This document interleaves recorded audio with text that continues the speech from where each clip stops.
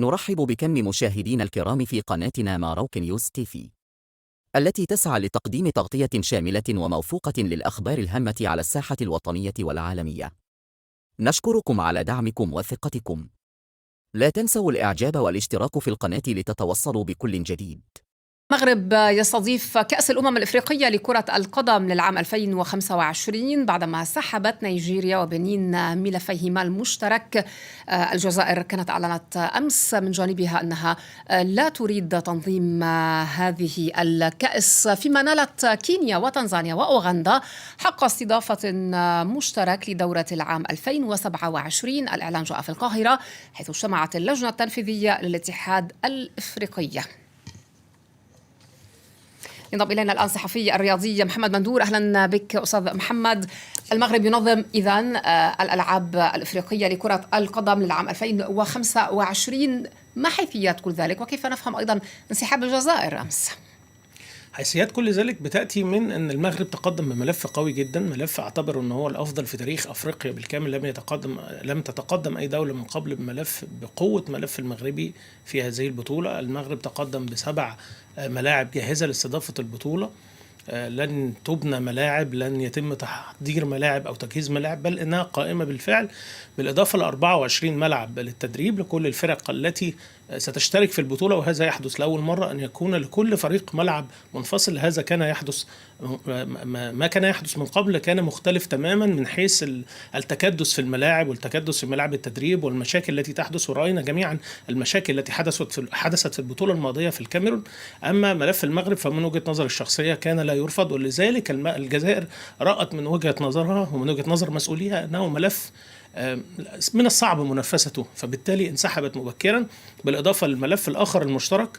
فأعتقد من وجهة نظري أن الأمر كان محسوم تماما من عدة أيام من طرف الاتحاد الأفريقي ومن أعضاء المكتب التنفيذي، وبالتالي تم توسعة الأمر للمغرب تماما لكي تنظم هذه البطولة. هل الأمر تقني بحت حول الملاعب والتجهيزات والبناء التحتية، أم أيضا الدور الرياضي له ربما تأثير كما شاهدنا في كأس العالم لكرة القدم مثلا؟ المغرب كان رياضيا العام الماضي. كل هذه الأمور بتؤخذ في الحسبان. طبعا المغرب كان قويا في مواجهة فرق العالم والمركز الرابع الغريب على القارة الأفريقية الذي يحدث لأول مرة، بالإضافة طبعا لما ذكرتيه البنية التحتية والملاعب وكل هذه الأمور، بالإضافة لقوة الشخصية المغربية في السنوات الأخيرة في الاتحاد الأفريقي وقوة اتخاذ القرارات. رأينا من عدة سنوات، من عامين بالضبط، كان هناك مشكلة كبيرة ما بين الأهلي والوداد المغربي في تنظيم المباراة النهائية لدوري الأبطال الأفريقي. تم حسمها بقوة لصالح الجهة المغربية وتم تنظيمها في مركز محمد الخامس. أعتقد كل هذه الأمور كانت بترجح كفة المغرب بعض الشيء، وأعتقد أن أي دولة كانت ستدخل مع المغرب في هذا المعترك كانت ستخسر 100%.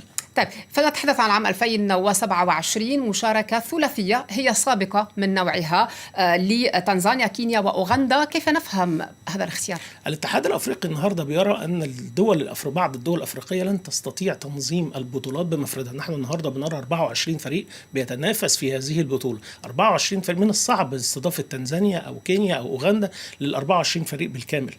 يرى الاتحاد الأفريقي أن من حق هذه الدول أنها تنظم هذه البطولة، خاصة أن بعضها أو أغلبها أو كلها لم تنظم البطولة من قبل، وبالتالي من حقها أن هي تنافس على التنظيم. وبالتالي اتجهت لفكرة الملفات المشتركة، بحيث أن كل دولة تستضيف 8 منتخبات وتقام النهائيات بالنظام الذي رأيناه من قبل في البطولات العالمية أو في اليورو الماضي حين تم تنظيمه في حوالي 10 دول أوروبية.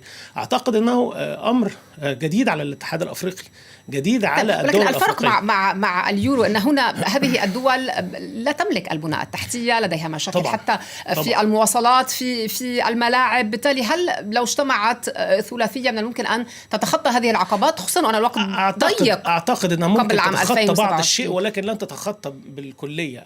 احنا رأينا البطولة الماضية في الكاميرون كان هناك مشاكل جمة، كان هناك البطولة هي الأصعب في تاريخ بطولات الكان الأفريقية، فبالتالي من الصعب أن تنظم دولة أفريقية هذا الأمر بمفردها. ولكن من الممكن أن يكون هناك مساعدة من الاتحاد الأفريقي، من الممكن أن يكون هناك مساعدة في بناء الملاعب. أعتقد أن قطر كانت مساهمة بعض الشيء بعد تفكيك ملاعبها التي أقيمت عليها كأس العالم الذي أقيم عليها كأس العالم الماضية، بأنها تم إهداء لبعض الدول الأفريقية منها تنزانيا ومنها كينيا. فأعتقد أن كل هذه الأمور ممكن تساعد بعض الشيء، ولكن الأمر خطر، خاصة أن الدولة الأفريقية ليس لديها خبرات في مثل هذه التنظيم، عندها من الفقر العديد وعندها من المشاكل العديدة. فأعتقد أن هذا الأمر أيضا وإن كان جديد ولكنه خطير على هذه البطولة. شكرا لك محمد بدور أسحفي الرياضي على هذه المشاركة معنا.